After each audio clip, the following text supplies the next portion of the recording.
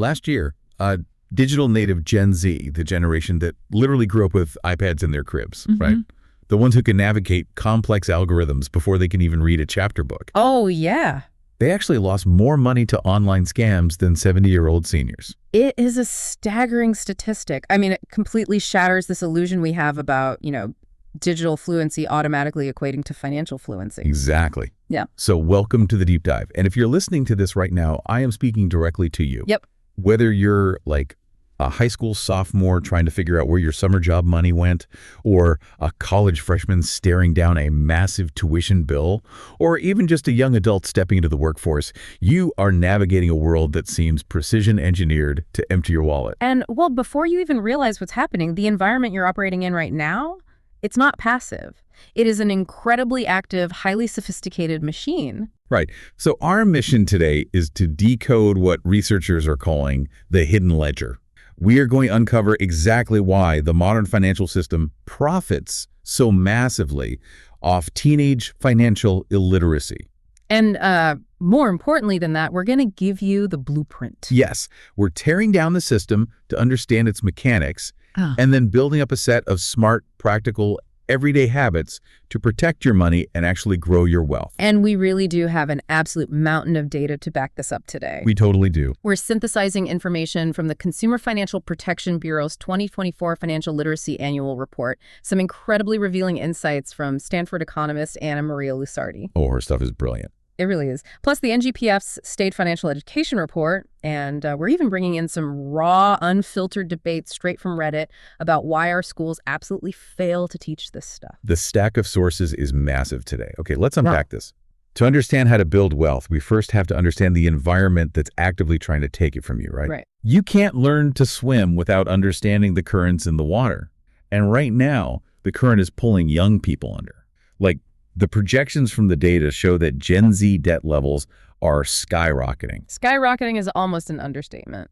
We're talking about an expected average of $34,328 in debt per individual by 2025, over 34 grand. And we have to dissect what that $34,000 actually represents because, well, it isn't just student loan debt, which is usually the default assumption when we talk about young people. Right. People just think, oh, college loans. Exactly. But that figure is heavily padded by auto loans with predatory interest rates, skyrocketing credit card balances, and this invisible menace of buy now, pay later programs. Oh, the buy now, pay later stuff is wild. It is, because they don't even show up on traditional credit reports until you default. It's hidden debt. But it isn't just the big debt that's the problem, is it? It's the daily bleeding, the paper cuts. Like, look at the fee structures. U.S. consumers paid an estimated $12.1 billion in overdraft and non-sufficient funds fees in 2024 alone. $12 billion. $12 billion. Just for the privilege of spending money you do not have. Let's break down the mechanics of an overdraft fee just to illustrate this, because it beautifully highlights the concept of the hidden ledger. Let's say you're a college student. Okay, I'm a college student. You have $4 in your checking account. You go to a coffee shop and buy a $5 coffee. Now, instead of your debit card simply being declined, which is what would happen in a rational system. Right, like, sorry, you only have $4. Exactly. But the bank allows the transaction to go through. They spot you the extra dollar.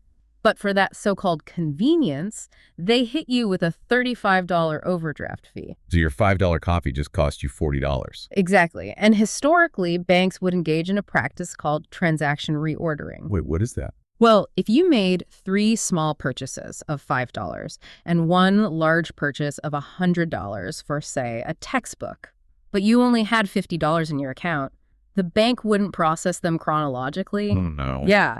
They would process the $100 textbook first, emptying your account completely so that all 3 of those smaller coffee and lunch purchases would trigger separate $35 overdraft fees. Wait, hold on. They purposely reorganized the math to trigger multiple penalties. Yes, they did. And while regulations have cracked down on the most aggressive forms of this recently, the underlying architecture remains. And what's fascinating here is that this revenue stream is not distributed evenly across the population. I'm guessing wealthy people aren't paying these fees. Right. That $12.1 billion is not being paid by people with massive balances. It disproportionately targets the young, the financially vulnerable, and those who just haven't yet developed a solid financial cushion. It's essentially a tax on a lack of experience. It really is. Which brings us right back to that insane statistic about Gen Z losing money to scams. Because you'd think someone who's been on the internet since birth would be immune to these traps, You would think so. But the CFPB data explicitly shows that young adults ages 20 to 29 are losing money to fraud and scams more often than seniors who are 70 to 79 years old. How is that mechanically possible? Well, because we've conflated technological comfort with financial skepticism. Okay, interesting. The fundamental psychological mechanism at play here is what researchers call the cashless trap. Over the last decade, we have aggressively removed the friction from spending. Right. When you hand over a physical $20 bill at a cash register, there's an actual neurological response. Your brain registers a loss. You can physically see the mass of your wealth decreasing in your wallet. Yeah, handing over a crisp 20 definitely hurts a little bit. But when you just double tap the side of your phone or let Face ID scan your retina to approve an Apple Pay purchase, that friction is entirely gone. It feels like fake money. Exactly. The emotional pain of spending is completely decoupled from the act of consuming. Without the physical act of handing over cash, it requires far more psychological discipline, far more baseline executive function to avoid digital debt. Right. Young people aren't losing as much money in total dollar amounts to fraud as seniors simply because they don't have as much to lose yet. But the frequency of them falling for scams or simply bleeding out via microtransactions is incredibly high. Their digital confidence leads to risky online habits. It makes total sense when you put it like that. I mean, I look at the modern financial system, especially the apps targeted at teens and young adults. And the best analogy I can think of is a free-to-play mobile game. Oh, that's a perfect comparison. Right. Like you download it for free, it looks super fun and colorful, the user interface is gorgeous. Yeah. But the entire architecture of the game is engineered by behavioral psychologists to extract microtransactions from you. Yep. The game isn't actually about having fun. It's about keeping you swiping until you buy the digital gems. And that is not just an analogy. That is literal industry practice. The CFPB report explicitly dives into the rise of gamified financial education and trading apps. Okay. These platforms deploy what regulatory bodies officially classify as digital engagement practices, or DEPs. Digital engagement practices. That sounds like corporate jargon for, we know how to hack your dopamine. What does that actually look like on my phone? It looks like exploding digital confetti falling across your screen the moment you execute a stock trade. Oh, wow. Yeah, or leaderboard rankings showing how you compare to others.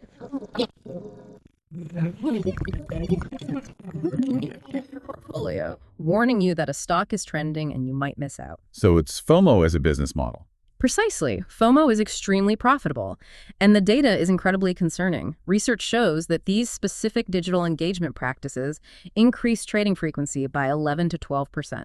Which is a lot. It is. And if you are a long-term investor, you do not need to be trading 12% more often. But more alarmingly, the data shows these practices specifically drive risky investment behaviors among those with the lowest financial literacy.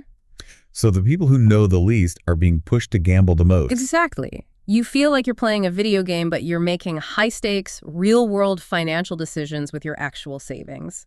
The app is substituting your rational risk assessment with a dopamine loop. It's terrifying because it is so incredibly normalized. And then you layer the social media ecosystem on top of it. You have this massive rise of finfluencers on TikTok, Instagram, and YouTube. Right, the financial influencers. Yeah. And on the surface, it seems like a positive cultural shift. The data says 76% of young adults believe social media makes it less taboo to talk about money. And breaking the taboo is good. It is good to talk about it, yes. But then you read the very next line of the report. Yeah. 42% of people who followed social media investment advice ended up losing money. Well, the problem there is the misalignment of incentives. A vast majority of those finfluencers have absolutely no formal financial training. Not at all. They're not fiduciaries, meaning they are not legally obligated to act in your best financial interest. Right, they just want views. Exactly. They're operating on ulterior motives commissions, referral codes for crypto exchanges, or simply engagement farming to boost their own ad revenue. The viewer thinks they're getting insider anti-establishment secrets to get rich quick, but they're actually participating in a highly unregulated ecosystem of financial misinformation. So you're swimming in an ocean where the banks want to hit you with fees, the apps are designed like slot machines, and the influencers are selling you snake oil. Pretty bleak picture. Very. So if the system is a gamified trap designed to empty your digital wallet, how do you see through the matrix? Like, how do you protect yourself when the game is rigged? You step away from the app and you master the fundamental mechanics of the system itself. You cannot navigate a complex adversarial environment without understanding its basic objective rules. Which is where Stanford economist Anna Maria Lusardi comes in. She's an absolute legend in the space of financial literacy. She really is a pioneer here. Yeah. So she and her colleague, Olivia Mitchell, were tasked with measuring the financial literacy of the entire global population. But they had a crazy constraint. They had to design a survey that was incredibly short. They basically boiled it down to 3 questions. The big 3. They spent almost a year designing and refining just 3 questions to test the absolute bedrock foundation of financial decision-making. Just 3 questions for the whole world. Yeah. These questions are designed to be universally applicable, whether you live in New York, Tokyo, or a rural village in a developing nation. Okay, listener, I want you to test yourself right now as we go through these. Answer them in your head. Good idea. Question 1 is about compound interest. The scenario is, suppose you have $100 in a savings account and the interest rate is 2% per year. After 5 years, how much do you think you'll have in the account if you left the money to grow? Will you have more than $102? Exactly $102, or less than $102? So the correct answer is more than $102. This tests the understanding that interest compounds on interest. The money you earn starts earning its own money. Right. If you get 2% of $100 in year 1, you have $102. But in year 2, you are earning 2% on the $102, not just your original 100. It is exponential growth, not linear growth. It sounds so simple, but human brains are notoriously bad at exponential math. Like, we think in straight lines. We really do. Okay, question 2 tests inflation. Imagine that the interest rate on your savings account was 1% per year and inflation was 2% per year. After 1 year with the money in this account, would you be able to buy more than today, exactly the same as today, or less than today? This is testing the concept of purchasing power. Because the cost of goods inflation is rising at 2%, but your money is only growing at 1%, the answer is you will be able to buy less. You're actually losing money. Exactly. Even though the absolute number in your bank account has gone up, the invisible tax of inflation means your money is actually melting like an ice cube. It's losing value in real terms. That one always trips people up because they see a bigger number in their bank app and think they're winning, while the grocery store prices are quietly outpacing them. It's a very common illusion. Finally, question 3 tests risk. True or false? Buying a single company's stock usually provides a safer return than a stock mutual fund. The answer is false. A single stock is not safer. This tests the fundamental concept of risk diversification. Don't put all your eggs in one basket. Precisely. If you buy stock in one single company, and that company has a scandal or goes bankrupt or gets disrupted by a new technology, you can lose 100% of your investment. But a mutual fund pools money from thousands of investors to buy tiny slices of hundreds or thousands of different companies. You're spreading that risk across the entire market. So 3 basic concepts: compound interest, inflation, and risk diversification. You'd think most adults functioning in a capitalist society would ace this, right? You would hope so, given that these concepts dictate everything from mortgages to retirement planning. But the shocker in Lusardi's data is that only 43% of the U.S. population can answer all 3 correctly. Wow. Less than half of the adult population in the most advanced economy in the world understands the very mechanics that drive their daily lives. Wait, I really need to pause on that. You're telling me the majority of adults, the people buying houses, taking out massive auto loans, managing multiple credit cards, and supposedly saving for retirement, do not understand inflation or compound interest? Yes, they're operating completely blind. And it gets even more nuanced and deeply concerning when you look at the demographic breakdowns of that data. How so? There is a massive, persistent gender gap in the responses. Across multiple surveys, about 48% of men passed the big 3, compared to only 29% of women. That is a staggering gap. Yeah. Does the research explain why that is happening? Is it a difference in education or exposure? It is an incredibly fascinating psychological finding, actually. The original survey questions were multiple choice, and crucially, they included an I don't know option. Okay. Researchers analyzing the data realized that women were disproportionately more likely to select I don't know rather than hazard a guess. Men, on the other hand, were much more likely to guess, even if they were wrong. The classic overconfidence bias. Precisely. So economists ran an experiment in the Netherlands to test this. They took the exact same financial literacy test, but they simply removed the I don't know option.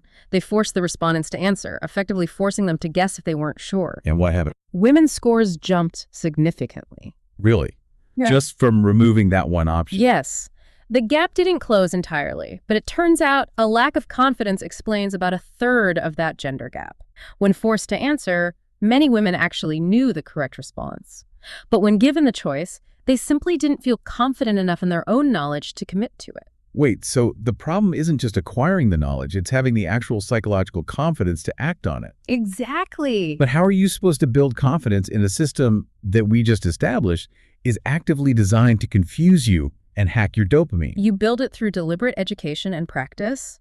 As Lusardi notes in her research, in the realm of finance, a lack of confidence might occasionally stop you from making a bad, impulsive decision, but it will absolutely prevent you from participating in the market and growing your wealth long term. Right, because you just sit on the sidelines. Yep. If you don't trust yourself to understand a mutual fund, you'll leave all your money in a savings account where, as we just learned from the inflation question, it will slowly melt away. So to you listening right now, here is your direct, non-negotiable application. You need to internalize these three concepts: compound interest, inflation, and risk diversification. They really are the holy trinity of money. They are. If you cannot confidently explain the mechanics of these three things to a 10-year-old, you are not ready to invest your hard-earned money. You have to learn the vocabulary of the language before you can write the essay. Because having the objective knowledge is only the baseline. If you don't confidently anchor yourself to that math, the cultural narratives and pervasive myths will easily override your logic. Oh, the myths. This is my favorite part, because these myths are like cockroaches. They really are. They're the cultural narratives that trick smart teens into terrible financial decisions, and they just refuse to die no matter how much math you throw at them. You can show someone the spreadsheet, and they will still repeat the myth. Let's start with myth number one, which is incredibly pervasive among high school seniors and college freshmen. The idea that you must get a credit card the exact second you turn 18 in order to be a real adult and start building your life. I hear this constantly. People treat getting a Visa card like it's getting a driver's license. It's framed as this necessary rite of passage. But the reality is so different. It is. Like, there's a well-known financial author, Dave Ramsey, who has this really provocative quote. He says, an American teen views themselves as an adult if they have a cell phone, a driver's license, and a credit card. But he warns that a teen with a credit card is only slightly less dangerous than a teen with a loaded gun. It sounds like hyperbole, but let's break down the math, because the math of credit card debt is utterly ruthless. Let's do it. Let's walk through a very common, very realistic scenario. Let's say you're 18. You get your first credit card. You don't go crazy. You don't buy a jet ski. Right, just normal stuff. You just use it for incidental purchases, a Starbucks run here, a quick lunch off campus there, maybe a pair of shoes. Over a few months, you build up a $1,000 balance. Your card has an 18% annual percentage rate, or APR, which is actually quite standard, if not on the low side, for a first-time borrower with no credit history. Okay, $1,000. That feels manageable. You haven't ruined your life. Right. It feels completely manageable. But you're a student, your cash flow is tight, so when the bill comes, you only pay the minimum payment required by the bank, which let's say is $20 a month. Okay. The bank is perfectly happy with this. Why? Because of the black magic of compound interest working against you. If you only pay that $20 minimum, it will take you almost 8 years to pay off that $1,000 balance. 8 years for coffee and shoes. And you will not pay $1,000. Sorry. With the 18% interest compounding on the remaining balance every single month, you will end up spending roughly $1,880. You almost doubled the cost of your purchases because you stretched the payment out over 8 years. Yes. This is what people don't understand about minimum payments. The bank sets the minimum payment artificially low to keep you trapped in debt for as long as mathematically possible without pushing you into bankruptcy. Credit cards are not a rite of passage. They are high-interest, unsecured loans. And we need to look at the macroeconomic reality of this. If you pull back and look at the bigger picture, it reveals a deeply structural reality of our consumer economy. Financially illiterate consumers effectively subsidize the perks and rewards programs of the wealthy. Explain that, because I think a lot of people think their credit card points are just free money from the bank. Nothing from a bank is free. When you carry a balance and pay 18% or 24% interest, that immense profit goes to the issuing bank. The bank then turns around and uses those profits to fund the 2% cashback, the sign-up bonuses, and the free first-class airport lounge access for the affluent, financially literate consumers who pay their balances in full every single month and never pay a dime in interest. Wow. Your lack of financial knowledge, your minimum payment, literally pays for a wealthy person's luxury vacation. Makes my blood boil. It is a direct wealth transfer from the poor and inexperienced to the rich. Okay, we have to move to myth number 2 before I get too angry. Let's do it. Myth number 2, student loan debt is always good debt because it's an investment in your future. This is an incredibly complex one, and it requires absolute nuance.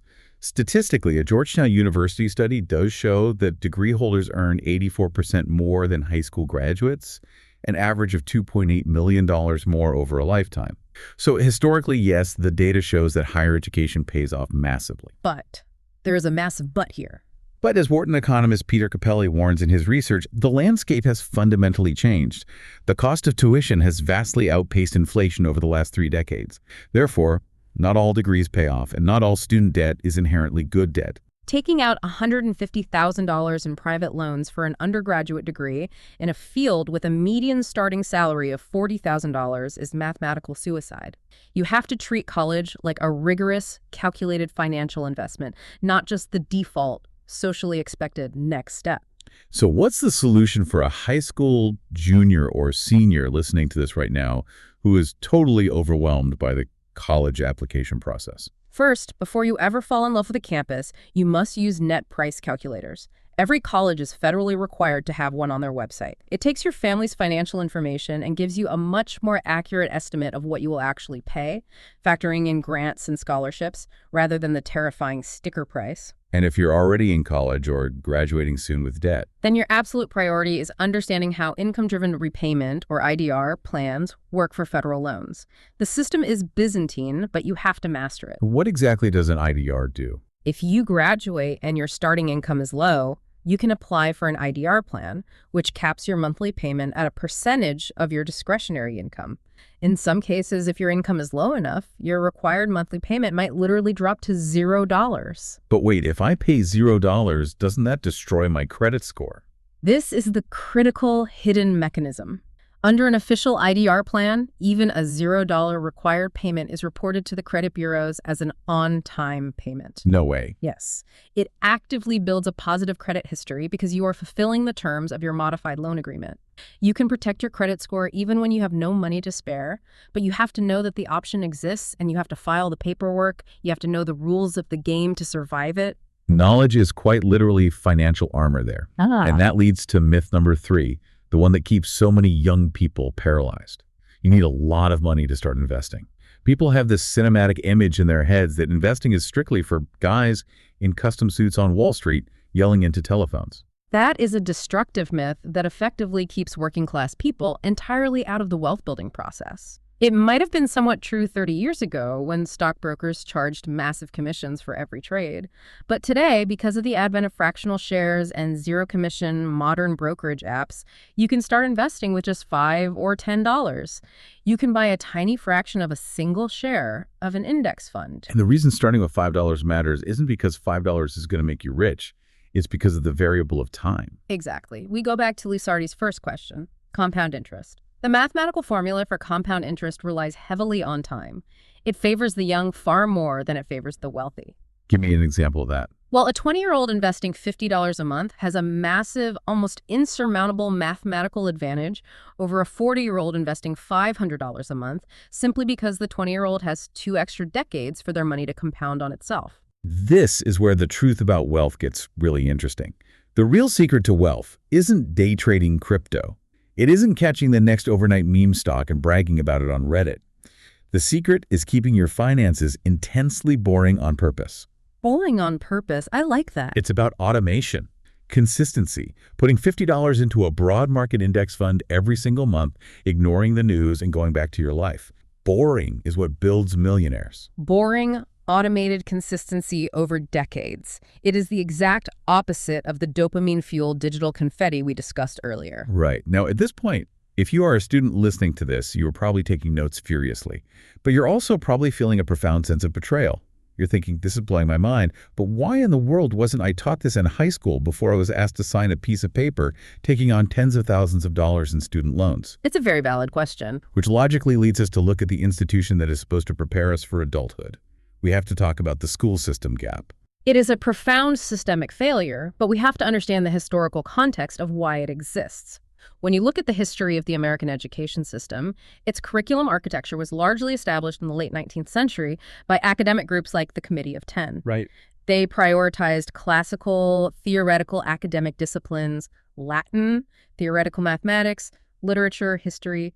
They did not design a system meant to teach practical navigation of a highly financialized, predatory 21st century consumer economy. But surely they realized the world has changed since the 1890s. Are things shifting? The NGPF report we pulled from mentioned a massive movement happening right now. Yes, the landscape is slowly shifting. There's a concerted movement called Mission 2030. As of the latest data, 25 states now guarantee a standalone personal finance course for public high schoolers. By the year 2030, if all current pending legislation is implemented, 53.3% of all U.S. high school students will be guaranteed to take at least one personal finance course before graduation. And the return on investment for that single class is insane.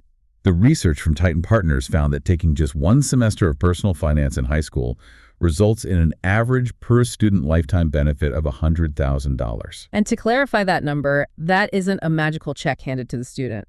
That $100,000 is the culmination of avoided high-interest debt, better negotiation of starting salaries, avoiding costly scams, and the compound growth of starting retirement savings a few years earlier. One class equals $100,000 in lifetime value. So why is this even a debate? Why isn't every single school district in the country dropping everything to implement this immediately? Because the institutional barriers are immense. There is the historical curriculum inertia we just discussed, but more practically, there is the immense pressure of standardized testing, which often dictates school funding. Of course. Financial literacy is not a core subject on the SAT or the ACT, and therefore, underfunded school districts do not prioritize it. Furthermore, there is a pervasive, stubborn assumption among school administrators that the math department is already covering it. Oh, man. This brings us to the Reddit debate we found. We were digging through forums to see what actual teachers think about this, and we found this fascinating thread on the Aus Moneymates subreddit, which is an Australian forum, but the debate applies perfectly to the U.S. system. It really does. A user asks, why didn't schools teach us financial literacy? And a small army of math teachers fired back with incredible frustration. The teacher's argument was highly defensive, but you can understand their perspective. They claimed they do teach it. They wrote things like, we teach compound interest when we teach exponential functions in algebra too. We teach percentages, we teach fractions, we give you the tools, but the students just don't listen, or they throw paper balls at the fan. Okay, I have to push back hard on the teacher's perspective here. Go for it. Are you seriously telling me that an abstract algebra equation is the same thing as a financial literacy course? Is it really fair to blame a 15-year-old for glazing over during a theoretical lesson on exponential growth variables, x to the power of, if they don't even have a part-time paycheck yet? Right, the context is completely missing. Exactly. Teaching the formula for compound interest on a chalkboard is entirely different from showing a kid how a 24% APR credit card will literally eat their summer job earnings. The context is everything. You are hitting on the exact crux of the issue, and Anna Maria Lusardi makes this precise point in her research. General education, knowing basic arithmetic, algebra, and reading comprehension is simply not enough to survive the modern financial system. Financial literacy is a specialized language. Right. Just because I know how to read a chapter book doesn't mean I automatically know how to read a W-2 tax form or a complex mortgage disclosure. Exactly. You can be an incredibly intelligent, highly educated person. You can have a PhD in literature or biology and still be completely financially illiterate if you have never been explicitly exposed to the specific vocabulary, the legal mechanisms, and the products of the financial system. That makes a lot of sense. Lusardi uses a brilliant analogy to illustrate this. She points out that no corporation, no matter how small, would ever hire a chief financial officer who didn't have specialized, rigorous financial training. Obviously not. Yet, as a society, we expect 18-year-olds to graduate high school and immediately step into the role of CFO for their own personal corporation managing five-figure student debt, negotiating complex salaries, navigating health insurance deductibles, and projecting retirement needs with absolutely zero formal training. It is an utterly absurd expectation. It's setting them up for slaughter. So the brutal truth is, if you're listening to this, you cannot guarantee that your school system will give you the perfect financial education. You cannot wait for legislation. Yeah. You have to build your own framework. You have to hire yourself as your own CFO today. And to do that, we turn to the blueprint created by the Consumer Financial Protection Bureau. They outline 3 vital building blocks of financial capability. And it is crucial to note how the CFPB frames this. These building blocks are not just about memorizing facts or learning how to read a stock chart. The CFPB argues that true financial well-being is deeply behavioral and developmental. Okay, let's break them down. Building block 1 is executive function. Executive function is a cognitive framework. It is essentially your capacity for impulse control, your working memory, and your ability to plan ahead and foresee consequences. So it's a brain thing. Yes. From a neurobiological standpoint, this actually starts developing in early childhood and continues into your mid-20s. In a financial context, your executive function is your primary vital defense against regrettable purchases. I've made a few of those. We all have. It's the mental muscle that engages to stop you from buying a $200 jacket impulsively at 11 p.m. just because a finfluencer promoted it in a glossy TikTok video. So if executive function is the mental muscle, building block 2 is the actual routine, financial habits and norms. Precisely. These are the automated everyday rules you live by. The CFPB emphasizes a critical behavioral insight here. Good financial management should not require constant, exhausting decision-making. Decision fatigue is real. Oh, absolutely. If you have to exert immense willpower every single time you walk past a coffee shop, you will eventually fail. You need heuristics rules of thumb that operate in the background. Like the classic 50-30-20 rule. Yes, that is a perfect example of a heuristic norm. So to break that down, the 50-30-20 rule dictates that every time money enters your life, you automatically allocate 50% of your income to your musts, the non-negotiable needs like rent, groceries, and minimum debt payments. Right. Then 30% goes to your wants, dining out, entertainment, subscriptions. And a strict, uncompromising 20% is paid immediately to future you, your savings and investments. Exactly. Establishing this as a concrete norm early on means you don't have to rethink your budget or negotiate with yourself every single time you get a paycheck. You just run the script. Run the script. I love that. And finally, that leads to building block 3, technical knowledge. This is the actual research and analysis skill. It's knowing how to physically pull your credit report, how to compare interest rates on auto loans, understanding the difference between a Roth and a traditional IRA, and knowing how to file a 1040 tax form. But wait, notice the order here. Technical knowledge is the third block. Exactly. That is the genius of the CFPB framework. Technical knowledge is completely useless if you don't first have the executive function to control your impulses and the automated habits to actually save your money. Knowing how to pick the perfect mutual fund doesn't matter if you spend 100% of your income on takeout food. That is so true. Mm-hmm. But this raises a really uncomfortable question. Let's say I'm listening to this and I'm realizing I don't have good executive function. How do you even figure out what your financial personality is? Behavioral economists look at this through the lens of a spectrum, primarily categorized as tightwads versus spendthrifts. Okay, what's the difference? Well, this isn't about judging character. It's about identifying psychological responses to spending. A tightwad experiences actual measurable psychological pain when spending money, sometimes even on necessary practical items. They hoard cash to their own detriment. Got it. And a spendthrift? A spendthrift, on the other hand, does not feel enough pain when spending. Their pain receptors are muted, which leads to easily accumulating debt for brief bursts of dopamine. So if I am self-aware enough to realize I am absolutely a spendthrift, that money burns a hole in my pocket, what do? I can't just magically give myself better executive function overnight. No, you can't. If you are a spendthrift, the absolute worst strategy is to rely on sheer willpower. Willpower is a depletable resource. It drains throughout the day. Instead, you have to design an external system that protects you from your own internal impulses. You have to artificially build friction back into your spending environment. And that takes us from the theoretical directly to the practical. We've covered the gamified traps of the digital world. We mastered the fundamental math of the big three. We busted the cultural myths.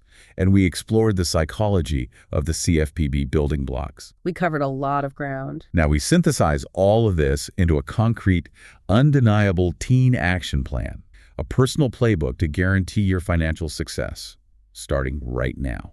This is where we move from understanding the environment to manipulating it in your favor. Listeners, if you're driving, keep your eyes on the road. But if you're sitting at home, get out your notes app. We are breaking this down into an immediate timeline.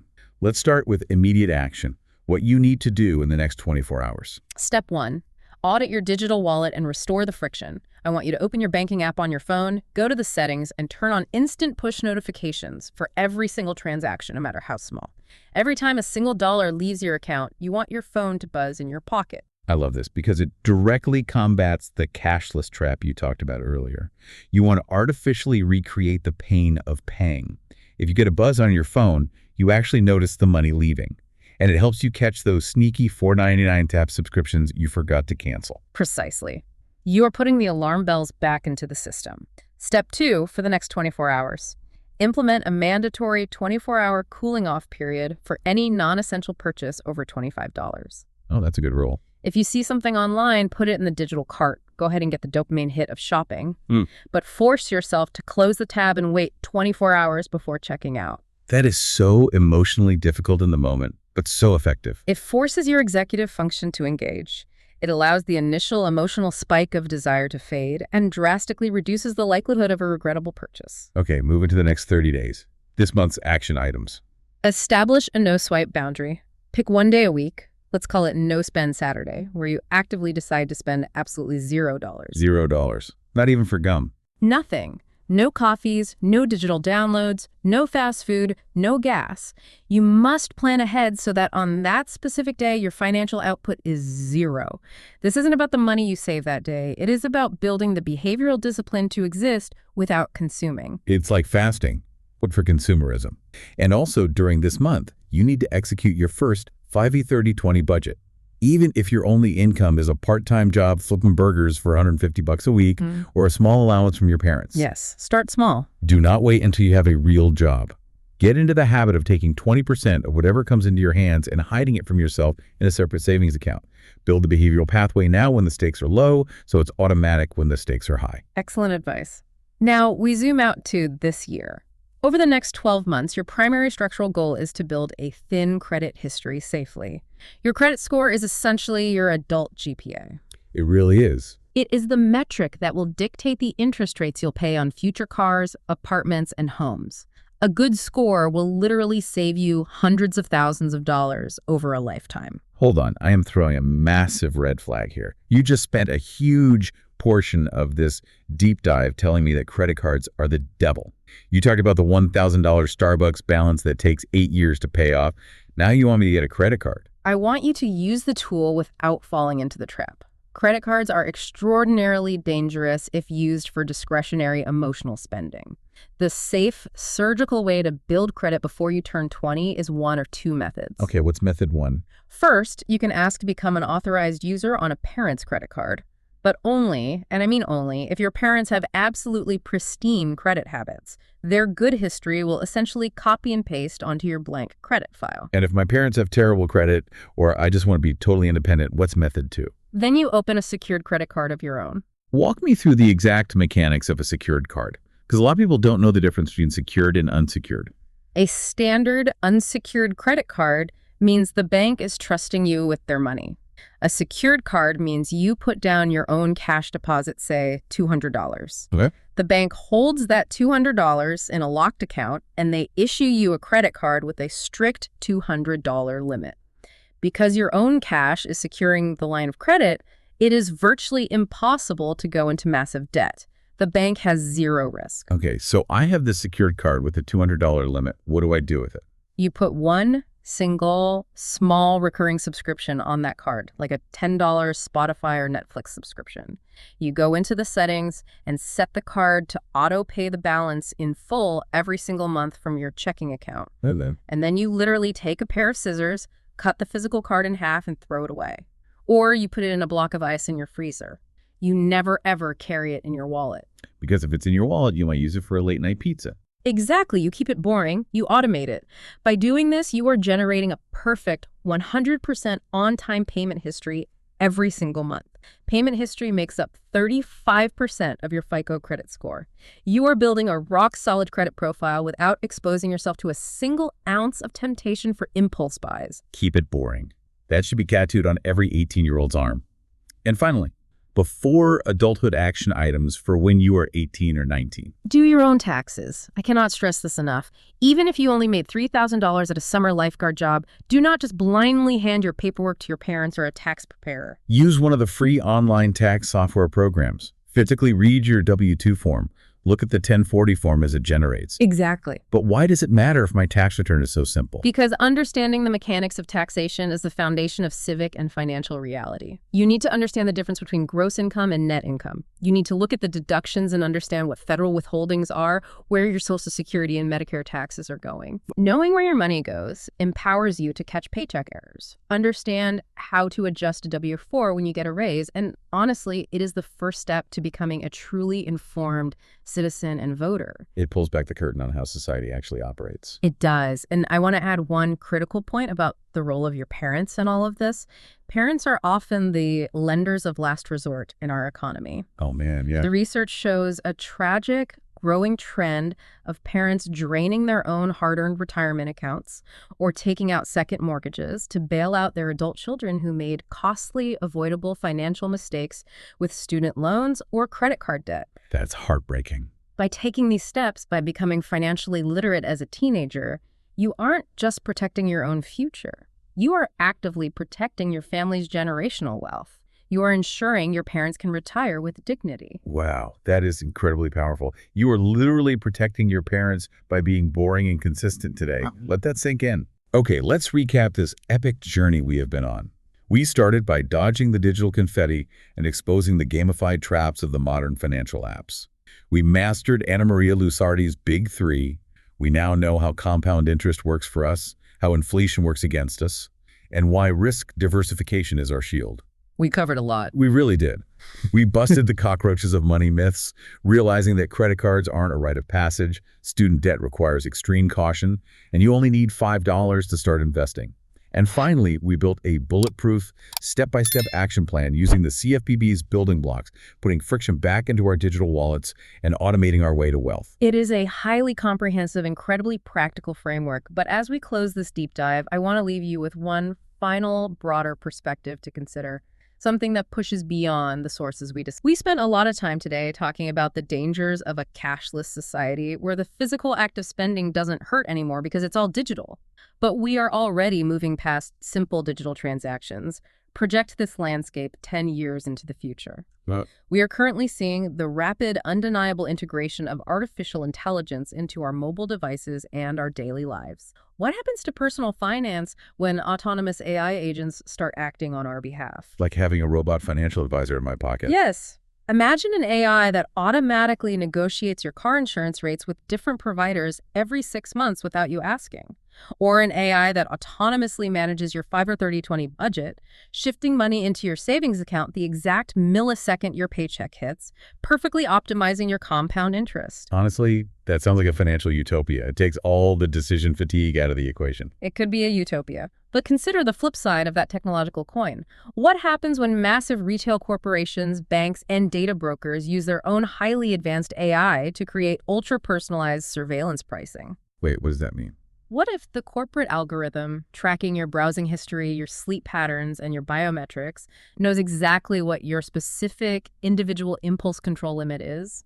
What if it targets you with dynamic pricing, raising the cost of a product specifically for you, designed to drain your digital wallet at the exact moment of the day you are most emotionally vulnerable? Oh my God. So the financial battle of the future won't even be fought with cash or credit cards or overdraft fees. It's going to be an invisible war fought with algorithms. It will literally be your AI defending you against their AI. Precisely. The landscape is not going to get simpler. It is going to become infinitely more complex and murky. And in that fast-approaching algorithmic future, your foundational understanding of money, your baseline executive function, and the deeply ingrained automated habits you build today will either be your strongest, impenetrable armor or your fatal Achilles heel. Let that sink in, listener. The fog on that financial road we talked about at the very beginning, it is not lifting anytime soon.